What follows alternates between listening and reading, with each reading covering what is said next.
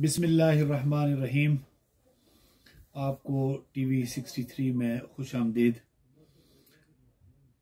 जब से हमने स्टडी वीज़ा के बारे में वीडियो लगाई थी तो बहुत सारे साथी ये पूछ रहे थे कि अगर हम अपने किसी रिश्तेदार को विज़िट वीज़े पर बुलाना चाहें या स्पाउस वीज़ा वगैरह पर बुलाना चाहें तो उसके लिए क्या रिक्वायरमेंट्स होंगी। तो मैंने सोचा कि किसी काबिल सॉलिसिटर से डायरेक्ट आपकी मुलाकात करवा दूं। हमारे एक दोस्त हैं तो उन्होंने इमिग्रेशन की वेबसाइट से अपनी वालदा के लिए स्पॉन्सर किया। 2 दफ़ा वीज़े के लिए कोशिश की, दोनों दफ़ा रिजेक्ट हो गया। अब एक दफ़ा भी रिजेक्ट हो जाए तो बहुत मुश्किल हो जाता है, उनको शक पड़ जाता है क्या वजह है। लेकिन 2 दफ़ा रिजेक्ट होने के बाद वो माशाल्लाह इनके पास आए तो उनका वीज़ा लग गया है। इसी तरह इनके वाले साहब भी माशाल्लाह सॉलिसिटर हैं, इनके भाई भी, यानी ये फैमिली सॉलिसिटर्स हैं। तो मैंने कहा आपकी इनसे मुलाकात करें, डायरेक्ट आप इनसे रिक्वायरमेंट्स वगैरह पूछ लें। तो अगर मज़ीद कोई तफसीलात चाहिए होगी आप अपना मोबाइल नंबर या ईमेल एड्रेस देंगे, हम आपको कमेंट्स में उसका जवाब देते रहेंगे। अगर आपने बाद में मुलाकात इनसे करनी होगी या फ़ोन पर बात करनी होगी तो आपकी इंशाल्लाह करवा देंगे। मैं आपकी मुलाकात करवाता हूँ मोहतरम जनाब उमर बिन यामीन साहब से। शुक्रिया जनाब आपका, आपने हमें बहुत कीमती वक्त दिया है। पहला सवाल ये है कि अगर कोई साथी विजिटर वीज़ा यानी अपने किसी दोस्त को या रिश्तेदार को दुबई, सऊदी अरब, पाकिस्तान, इंडिया वगैरह से बुलाना चाहता है तो यूके बुलाने के लिए विजिटर वीज़ा के लिए क्या रिक्वायरमेंट्स है? पहले तो बहुत शुक्रिया आप सब आपका, आपने मौका दिया। विजिटर वीज़ा के लिए जो सबसे इम्पॉर्टेंट चीज़ होम ऑफिस देखता है वो फाइनेंशियल स्टेबिलिटी देखता है कि जो शख्स यहाँ पे आ रहा है उसके पास पीछे रिसोर्सेज कितने हैं, उसकी पीछे लिंक्स कितने हैं। तो कुछ सर्टेन क्राइटेरिया है जिसको कम्प्लीटली होम ऑफिस जज करता है, जिसमें से सबसे टॉप पे आ जाता है कि उसकी बैंक स्टेटमेंट कैसी है, उसका सोर्स ऑफ इनकम क्या है, उसके पास कोई रेंट आ रहा है प्रॉपर्टीज़ का, जरी ज़मीन से पैसे आ रहे हैं। तो जो एविडेंस है वो सबसे इंपॉर्टेंट चीज़ है। तो इसमें सबसे पहली चीज़ बैंक स्टेटमेंट है। अगर अच्छी बैंक स्टेटमेंट होगी और उसके साथ उसके रिलेटेड डॉक्यूमेंट्स लगे होंगे तो होम ऑफिस का जो बंदा है उसको ये सेटिस्फेक्शन होगी कि ये अपने जेन्युइन विजिट के लिए जा रहा है। That's the first thing. दूसरे नंबर पे जो बात है वो ये रिलेशनशिप की है कि जो शख्स यहाँ आ रहा है उसका जिसके ताल्लुक है वो किस पर्पज़ के लिए आ रहा है। अगर वो देखने के लिए आ रहा है कि उसकी फैमिली यहाँ पे, उसका भाई है यहाँ पे, उसके कोई बेटा है यहाँ पे, बेटी की शादी हुई है यहाँ पे। बहुत सारे लोग अक्सर ये करते हैं कि जब ख़वातीन शादी हो करके यहाँ तशरीफ़ लाती हैं तो उनकी जब कोई डिलीवरी का इशू होता है तो वो अपनी वालदा को बुलाती हैं, क्योंकि इमोशनली और दूसरी भी घर के अंदर जैसे एक सिस्टम बना होता है तो उनकी हेल्प हो जाती है। तो वालदैन जो है वहाँ से देखने के लिए आते हैं। तो एक तो रिलेशनशिप होना चाहिए, प्लस जहाँ आपने रुकना है आके उसका सबूत आपने लगाना है कि आप कहाँ रुकेंगे। फिर फंड्स आपके पास होने चाहिए कि कितने पैसे आप साथ ला रहे हैं। नॉर्मली अगर आप 2 हफ्ते के लिए या 3 हफ्ते के लिए आते हैं तो 500-1000 पाउंड आपके लिए काफ़ी होता है अगर आप अपनी अकोमोडेशन का बंदोबस्त कर चुके हैं। तो ये कुछ क्राइटेरियाज हैं जो कि आपको क्लियरली सेटिस्फाई करना पड़ते हैं। अगर आप वहाँ पे जॉब कर रहे हैं तो जॉब का लेटर बड़ा इंपॉर्टेंट है। अगर आपके बच्चे वहाँ पढ़ रहे हैं और बच्चे साथ आ रहे हैं तो स्कूल के लेटर्स बड़े इंपॉर्टेंट हैं। तो ये सारा क्राइटेरिया जो है ये कंबाइन करके केस टू केस बेसिस पे एक विजिट वीज़े का बनता है। इसी से एक सवाल निकलता है, एक लेडी पूछ रही थी कि वो अपनी वालदा को बुलाना चाहती हैं तो वो कहती हैं कि आपने किसी तरह कहा ना कि उनके पास फंड्स हो, अगर उनके पास ना हो क्योंकि यही उनको सपोर्ट कर रही है तो उनके पास ना हो, ये अपनी बैंक स्टेटमेंट यूके की दिखा दे और कहें कि मैं उनको यहाँ पर अकोमोडेट भी करूँगी, उनके सारे अखराजात वगैरह भी वो अगर अपने शो करा दे बैंक स्टेटमेंट और जॉब वगैरह। इसमें मैं जो जर्नल इसका क्वेश्चन का आंसर है वो तो मैं आपको अभी देता हूँ, मगर मेन चीज़ जो है वो ये है कि सबसे पहले ऑनेस्टी बहुत ज़रूरी है, क्योंकि ब्रिटेन की जो होम ऑफिस है they have quite good system to verify documents. तो अगर ये इस तरह की सिचुएशन है और माँ बाप यहाँ आना चाहते हैं तो सबसे पहली चीज़ है वो को क्लियरली बताएं कि उनके माँ बाप के पास फंड्स नहीं है। और आर्टिफिशियल जो लोग क्रिएट करने की कोशिश करते हैं, डॉक्यूमेंट फैब्रिकेट करते हैं, वो बिल्कुल ना करें, क्योंकि उससे 10 साल का बैन लग जाता है और एप्लीकेशन रिजेक्ट हो जाती है। तो ये जो पर्टिकुलर सिनारियो है इसके अंदर जो आपने मुझे इन्फॉर्मेशन दी है इसके मुताबिक ये सिचुएशन है कि वो अप्लाई कर सकते हैं।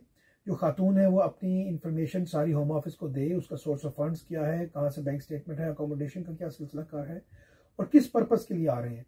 मगर on the same time home office ये देखेगा कि जो साहब तशरीफ़ ला रहे हैं या जो साहिबा तशरीफ़ ला रही हैं, उनके पास वापस जाने के लिए क्या रीज़न है।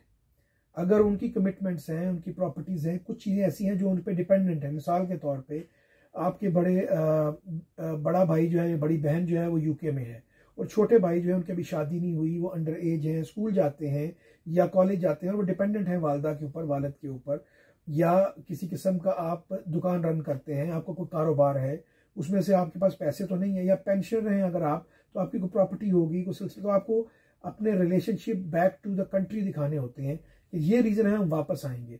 अगर होम ऑफिस को ये यकीन ना हो कि आप वापस जाएंगे, तो वो ये कभी भी फैसला नहीं करेंगे कि आप, मतलब they will not think negative. ये आपकी ड्यूटी है कि आप पॉजिटिव केस प्रेजेंट करें। आप उनकी सोच पे ना छोड़ें कि जी हमने पाकिस्तान से कोई चीज़ या किसी भी मुल्क से हमने ये चीज़ें नहीं लगानी। तो अपने डॉक्यूमेंट्स दें। फाइनेंशियल अगर नहीं है आपके पास, तो कुछ सोर्स ऑफ इनकम जैसे आपने कहा सपोर्ट करते हैं, तो आपको बताना होगा कि आप किस तरीके से पैसे सपोर्ट करते आए हैं। यहाँ से रेगुलर पेमेंट्स जाती होंगी, बैंक अकाउंट में जाती होंगी, यहाँ से जो रसीदें जाती हैं। प्लस ये भी देखें कि आपकी जो यहाँ सिस्टम है वहाँ पे आपकी अफोर्डेबिलिटी इतनी है। अगर आप खुद बेनिफिट्स ले रहे हैं और काउंसिल के घर में रहते हैं और आप कहते हैं कि हम उनको सपोर्ट भी करते हैं साथ, तो ये काफ़ी ज़्यादा क्वेश्चंस रेज करता है, क्योंकि होम ऑफिस के जो ताल्लुकात होते हैं वो सब डिपार्टमेंट के साथ होते हैं।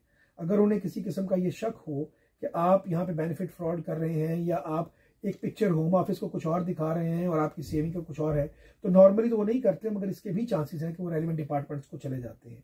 तो ऑनेस्टी जो है वो बहुत ज़रूरी है, और इस पर्टिकुलर केस में वो अप्लाई ज़रूर कर सकती हैं, मगर इस केस को प्रॉपर एलेबोरेट किया जाए, होम ऑफिस को बताया जाए कि हम किस पर्पज़ के लिए जा रहे हैं और हम किस तरह सर्वाइव करेंगे वहाँ पर। शुक्रिया। दूसरा, काफ़ी लोग पूछ रहे थे कि स्पाउस वीज़ा, किसी ने अपनी बीवी को बुलाना हो या अपने हस्बैंड को बुलाना हो, तो उसके लिए क्या रिक्वायरमेंट्स हैं? उसके लिए रिक्वायरमेंट जो है वो काफ़ी स्ट्रेट फॉरवर्ड है, जो कि इनकी वेबसाइट पे दी हुई हैं। 18,600 जो है वो मिनिमम रिक्वायरमेंट है, जो कि एक सैलरीड पर्सन है, और 6 महीने की उसको सैलरी स्लिप्स और साथ अपनी बैंक स्टेटमेंट्स लगाना पड़ती हैं, और साथ फंड्स दिखाना पड़ते हैं जो कि आपने पे करनी है फॉर हेल्थ सरचार्ज जो होता है, और सबसिस्टिंग रिलेशनशिप कि आप मियाँ बीवी दोनों जो है वो एक रिलेशनशिप में हैं। अगर शादी पाकिस्तान में हुई है तो वहाँ से आप जब तशरीफ़ लाए हैं यहाँ पे 2 महीने 3 महीने 6 महीने गुजर गए हैं, तो आपका राब्ता किस तरह कायम रहा है, शादी की जो तस्वीर है वो होनी चाहिए, और रिलेशनशिप को बरकरार कैसे रखा है आपने, और जो निकाह नामा है वो रजिस्टर होना चाहिए वहाँ पे। और ये सारी चीज़ें जो है मिल के एक केस बनाती हैं। जो लोग सेल्फ एम्प्लॉयड होते हैं उनका क्राइटेरिया डिफरेंट होता है। सेल्फ एम्प्लॉयड वो लोग जो बिजनेस करते हैं, कंपनीज के डायरेक्टर हैं, या कोई और किसी किस्म के काम में इन्वॉल्व है और एम्प्लॉयड नहीं है, तो उनका क्राइटेरिया डिफरेंट है। मगर ये चीज़ा नकात हैं जो कि आपको पता होने चाहिए। आखिरी सवाल ये है कि कुछ साथी यहाँ पर आए हैं विजिट के लिए या स्टूडेंट के तौर पर, और उनकी यहाँ पर शादी हो गई है, अब वो होम कंट्री में जाकर अप्लाई करेंगे या यूके में ही अप्लाई कर सकते हैं स्पाउस वीज़ा? विजिट के लिए तो ये डिपेंड करता है। विजिट के लिए तो लाजमी है कि वो वापस चला जाए, क्योंकि विजिटर को परमिशन नहीं होती शादी की यहाँ पे। जो लोग स्टूडेंट वीज़े पे आते हैं जनरली वो भी कन्वर्ट नहीं कर सकते, मगर कुछ वर्क वीज़ाज ऐसे हैं जहाँ से आप कन्वर्ट कर सकते हैं। जनरली अगर एक शख्स यहाँ स्टूडेंट वीज़े पे है और वो स्पाउस पे कन्वर्ट नहीं होना चाहता, तो वो अपनी शादी यहाँ कर सकता है और अपनी शादी करके अपनी ज़िंदगी गुजार सकता है। हाँ, अगर उसका पर्पज़ जो है वो सिर्फ और सिर्फ वीज़ा हासिल करना है, या साथ साथ वो अपने आप को सिक्योर करना चाहता है वीज़े पे कन्वर्ट करके भी, तो केस टू केस बेसिस हम उसको उस पर बता सकते हैं कि वो कौन से क्राइटेरिया में आया था उसकी।